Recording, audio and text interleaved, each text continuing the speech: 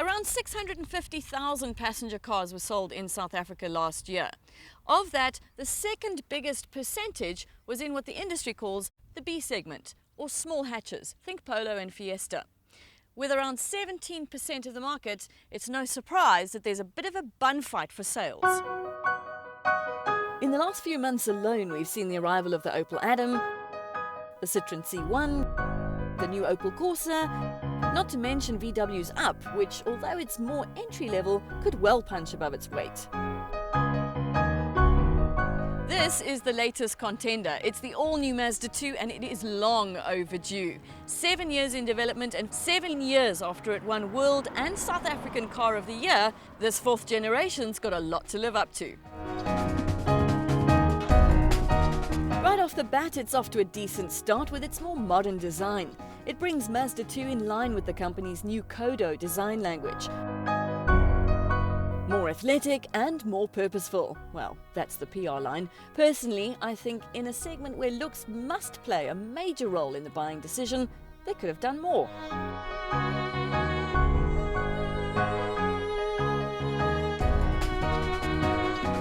I loved this car when I first saw pictures of it. In the flesh, less impressive. These front lights to me already look slightly dated, and around the car there's not really much design-wise that makes it stand out, which on the back of the Mazda 3, the stunning Mazda 3, is a bit disappointing.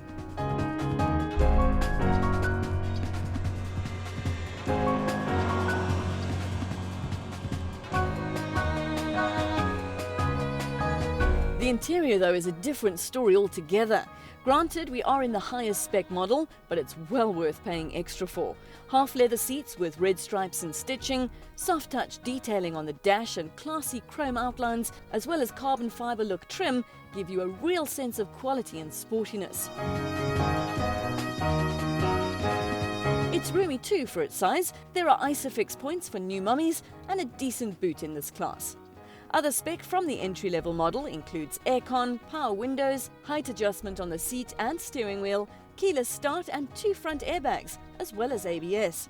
All that's going to cost you a touch under 190,000 Rand as Mazda 2's starting price. But don't be silly, manufacturers never give us the entry-level model. This is, of course, the top of the range. It's the 1.5-litre diesel. Yes, I said diesel. Quite rare in this segment, and I think quite brave of Mazda, considering that only 8% of vehicles in this segment sold are diesels. It's a pleasant surprise, though. It's quiet and fairly refined and delivers its 77 kilowatts smoothly. It's a pleasure to drive with very little turbo lag and an impressive 250 Newton meters on tap, great for overtaking and nipping in and out of traffic. Easy on the pocket too. Mazda claims its 44-litre tank can take you up to 1,000 kilometers, with a combined consumption of 4.4 litres per 100 kilometers. On road, it's smooth and it's easy to drive, and the road holding is good. I'd rather that the steering matched the sportiness that the interior suggests. I find it a little bit light and late to respond to your inputs, but then again, I guess consumers buying in this segment aren't buying for the thrill of the S-Benz. The new 2 comes with a manual or automatic transmission, both 6-speed, although this diesel model is only available in auto.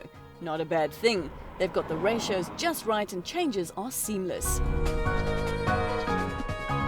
But here's the rub. This car, with all its bells and whistles, top of the range, is going on 260,000 Rand.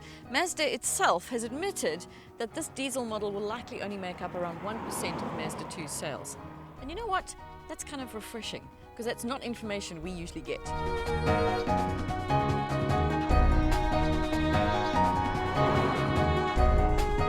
Here's a company with no pretenses. It's just relaunched in South Africa as an independent brand and wants to show what it's capable of.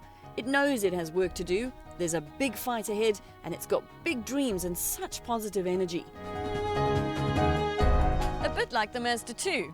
The entry-level models are well priced and extremely well spec'd. There are no hidden costs, no add-ons, just a well-built, efficient car with a fabulous team behind it. And that, I think, is what's going to set it apart.